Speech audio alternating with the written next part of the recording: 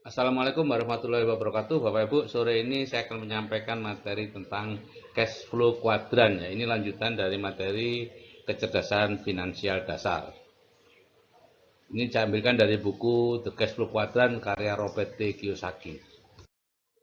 Disclaimer, ini milik saya pribadi, Bapak Ibu, hanya untuk grup debaca ya. Dan mohon untuk tidak digunakan untuk menarik investasi, bisnis multi level recruiting, ya, money game, asuransi maupun koperasi, dan dilarang memposting di media sosial, website maupun blog. Nah, ada 3 pilihan Bapak Ibu dalam menjalani kehidupan ini. Laki-laki ini pilihan ya. Ada yang bekerja 2 sampai 5 tahun atau 10 sampai 15 tahun kemudian pensiun kaya atau makmur gitu ya. Pilihan yang kedua adalah bekerja mencari nafkah 30 sampai 40 tahun kemudian pensiun tanda tanya. Biasanya lebih kecil daripada waktu bekerja aktif. Dan yang ketiga adalah bekerja mencari nafkah sampai akhir hayat. Bisa di satu macam pekerjaan seperti saya dulu, atau di berbagai macam pekerjaan, misalnya karyawan, kemudian wira swasta, kemudian jadi petani, dan seterusnya. Nah, sekarang pilihannya adalah mana yang paling enak. Tentunya terserah ya, karena ini semua pilihan, tidak ada yang benar, tidak ada yang salah. Dan mana yang paling enak, monggo saja. Yang jelas saya baru tahu yang ada pilihan yang pertama itu ketika umur saya sudah 49 tahun dan saya segera mengambil pilihan itu. Sebelumnya saya tidak tahu, gitu ya.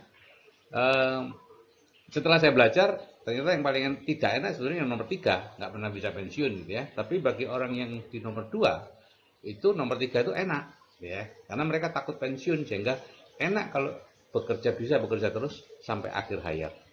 Ya. Jadi sekali lagi ini pilihan, tidak ada yang benar, tidak ada yang salah, semua tergantung kita sendiri. Nah, cara mendapat penghasilan ada 4 cara, Bapak Ibu, ya, seperti yang kemarin sudah saya sampaikan. Yang pertama adalah sebagai employee, ya. Ini biasanya kerjanya keras, tidak ada keamanan dalam pekerjaan dan tidak ada waktu. Yang kedua adalah self employed, itu profesional dan pengusaha mandiri, ya. Itu utangnya biasanya banyak, Bapak Ibu, dan tidak punya uang. Dan 95% orang ada di kuadran ini yang disebut kuadran kiri, kuadran active income. Hanya 5% kekayaan dunia yang di sini ya, sehingga yang di sini makin lama makin berat dan umumnya stres ya. Nah, yang sebelah kanan adalah business owner, pemilik bisnis. Itu ada 3: konglomerasi, waralaba dan network marketing ya. Biasanya kerjanya mudah, stabil, dan punya banyak waktu ya, kalau sudah berhasil tentunya ya. Kalau sedang merintis ya jauh lebih keras daripada yang kiri ya. Yang ketiga adalah, yang terakhir adalah investor ya. Ini eh, tidak punya uang ya, tidak punya hutang dan berkelimpahan umumnya ya. 5% penduduk ada di sini, tapi keuangan dunia 95% ada di sini. Nah, itu semua pilihan Bapak Ibu, terserah Bapak Ibu mau milih yang sebelah kiri atau sebelah kanan ya. Robert Kiyosaki memang menyarankan eh, jangan terlalu lama di kiri, tapi segeralah pindah ke kanan kalau memang menginginkan bebas finansial dan waktu. Kalau enggak ya enggak masalah. Nah, masing-masing kuadran itu beda karakter dan bahasanya, Bapak Ibu, ya. Pegawai misalnya itu bekerja kepada orang lain dan dia takut dipecat, takut membuat kesalahan, takut mengambil risiko, takut mencoba sesuatu ya. Itu ciri khas dari para pegawai ya. Dan self employed itu profesional seperti saya dulu, dokter, pengusaha mandiri ya, pelaku bisnis, pemilik restoran, pemilik toko, pemilik warung dan lain-lain. Itu tidak percaya bahwa orang lain bisa melakukan sebaik dia. Ya, dia menjaga sendiri warungnya, dia menjaga sendiri restorannya. Seperti saya dulu ya praktek sendiri gitu ya. Saya tidak bisa membiarkan bidan saya operasi misalnya atau menolong persalinan. Enggak. Kemudian di sini time is money, kita betul-betul waktu adalah uang. Yang ketiga, business owner, pemilik bisnis itu biasanya kerjanya ringan ya, punya banyak waktu luang ya, seperti saya sekarang lah. Saya business owner sekarang ini ya. Dulu pada waktu merintis business owner tentunya berat banget Bapak Ibu ya. Tapi sekarang nyaris gak kerja, ringan banget ya. Dan percaya bahwa banyak orang yang lebih baik dari dirinya. Ya, di bisnis saya sekarang saya percaya Pak Kosin lebih baik dari saya, Pak Yanto, Pak Imam Bunita, itu semuanya lebih baik dari saya. Gitu ya. Investor, uang bekerja untuk kita ya, berani mengambil risiko dan sabar menunggu hasil. Nah, masing-masing kuadran beda karakter dan bahasa seperti tadi ya. Kuadran kiri itu biasanya bicara pekerjaan dan proses ya, teknik mengajar, teknik pengobatan, teknik peternakan ya. Saya dulu bicaranya itu saja dan tabu bicara soal uang ya atau soal kaya, nggak berani Bapak Ibu. Ya rasanya nggak nyaman gitu loh kalau bicara soal uang. Ya. Akibatnya Pak, ya kita bekerja terus karena apa yang kita bicarakan itulah yang akan masuk ke pikiran bawah sadar kita dan akhirnya menuntun kita. Kalau kita bicara tentang bekerja, ya kita akan bekerja terus. Kalau kita bicara hasil, kita akan mendapatkan hasilnya. Ya. Nah, beda dengan yang di kuadran kanan, business owner dan investor, bicara cash flow, omset, cita-cita, harapan, visi, ya itu yang kita lakukan. Akibatnya apa? Yang sebelah kiri numpuk harta benda, ya umumnya numpuk, uangnya digunakan untuk membeli beban, sedangkan uangnya sendiri lari ke kanan Bapak Ibu, gitu ya. Di sebelah kanan banyak uangnya. Dan lucunya atau bukan lucunya ya, ya memang karena bawah sadarnya sudah seperti itu, nyaris tidak bisa nembus ini yang employee self employed jadi business owner dan investor dulu tidak bisa nembus. Kuadran kiri misalnya 95% orang berebut 5% uang. Pekerjaannya berat, hasilnya sedikit. Gantian Bapak Ibu, pensiun, PHK ya, semakin berat ya. Semakin lama semakin berat. Guru itu dulu ada SGB, sekolah guru B, kemudian dirubah menjadi SPG, sekolah pendidikan guru ya, jadi SGA dulu, SPG.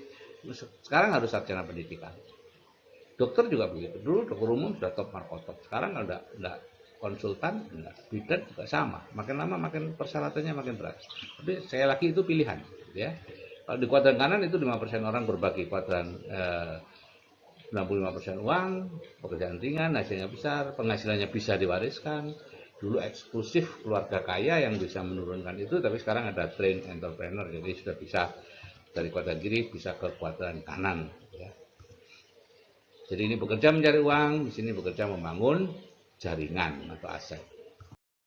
Nah, cara pindah kuadran, cara lama adalah dari employee ke self employed, menjadi pegawai misalnya, kemudian membuka toko ya, menjadi self employed atau buka bengkel atau buka restoran atau buka dan kalau dia bisa maka dibuat sistemnya sehingga jadilah business owner ya, yang bisnis yang bisa jalan sendiri. Dari situ baru jadi investor ya, itu usaha sendiri. Dan lama banget ya. Di samping lama juga kemungkinan keberhasilannya kecil banget. Di Amerika Serikat ada statistik ya, dari 100 perusahaan yang didirikan dalam waktu 10 tahun tinggal 1% Bapak Ibu ya. Di Indonesia belum ada statistiknya, tapi ya 11-12 lah sama dengan di sana. Ya. Nah, yang cara baru dari employee self employed itu langsung diajari belajar untuk ke business owner. Jadi belajar Bapak Ibu. Kuncinya adalah belajar. Banyak teman-teman saya yang saya ajak ke business owner itu tidak belajar, dia merasa seperti berbisnis gitu loh. Akhirnya apa? 1 bulan, 2 bulan, 3 bulan, setahun nggak dapat uang, frustrasi. Ya enggak Bapak Ibu, namanya juga belajar. Ya. Anda sekolah SD 6 tahun dapat uang, SMP 3 tahun dapat uang. Enggak lah mengeluarkan uang. Gitu ya. Nah, barulah setelah di business owner bisa berhasil memperoleh penghasilan yang besar, seperti Pak Kosin dan lain-lain, Pak Yanto, Pak Romi, Pak banyaklah, Pak Anton itu sekarang sudah menjadi investor. Ya, sudah mulai beli-beli tanah. Pak Romi kemarin meng-hire konsultan untuk bagaimana investasi. Jadi seperti itu. Employee, self-employed, ke business owner, ke investor. Nah, cara pindah kuadran itu sebetulnya adalah memasukkan pola pikir orang kuadran kanan ke dalam pikiran bawah sadar kita. Ya. Kalau dulu dengan merantau dan ketemu mentor, kalau sekarang dengan audio terapi bawah sadar itu, kemudian materi, dan materi harus Anda terus ya, baca terus, jangan baca hanya satu kalimat dan sudah merasa sudah mengerti keseluruhannya, enggak. Itu tujuannya untuk mengencerkan Bapak Ibu kegagalan Anda di situ biasanya tidak mau membaca sampai tuntas, tidak mau mengulangi lagi, ya. Harusnya seperti itu ya. Toh selama ini Anda seumur hidup ya diulangi terus kan omongan orang-orang di sekitar Anda itu, ya. Ikut seminar dan lain-lain. Jadi baca semuanya. Semua yang diberikan mentor baca. Seperti tidak berguna, baca. Anda merasa enggan, tetap baca. Kenapa? Enggan itu perasaan Anda atau bawah sadar Anda tidak mau diganti. Sehingga dia menyabotase Anda. Anda harus secara sadar berusaha menumpahkan, menuangkan itu tadi cairan ke dalam otak Anda. Ya, pengenceran Bapak Ibu. Jadi setelah memahami tentang kecerdasan finansial, semakin tahu bahwa untuk bisa memiliki keamanan keuangan dalam hidup ini kita perlu ke kuadran kanan. Tapi lagi-lagi itu pilihan ya. Ada quote dari Robert Kiyosaki, di kuadran kiri kita bekerja mencari uang dan tidak mungkin bisa kaya, hanya hidup mewah saja. Di kuadran kanan kita membangun jaringan yang akan membuat kita kaya. Jadi untuk selanjutnya video yang berikutnya adalah bagaimana mengenal bisnis-bisnis berjaringan. Ya. Oke Bapak Ibu, kalau saya yang berumur aja sudah bisa berubah dari kuadran kiri ke kuadran kanan, Anda juga pasti bisa lah ya. Saya baru berubah umur 50-an Bapak Ibu ya. Dan sekarang sudah menikmati ya. Oke, sekali lagi mohon tidak memposting materi ini di media sosial, website maupun blog Bapak Ibu. Terima kasih. Wassalamualaikum warahmatullahi wabarakatuh. Salam sukses dari saya, Sigit Setiawadi.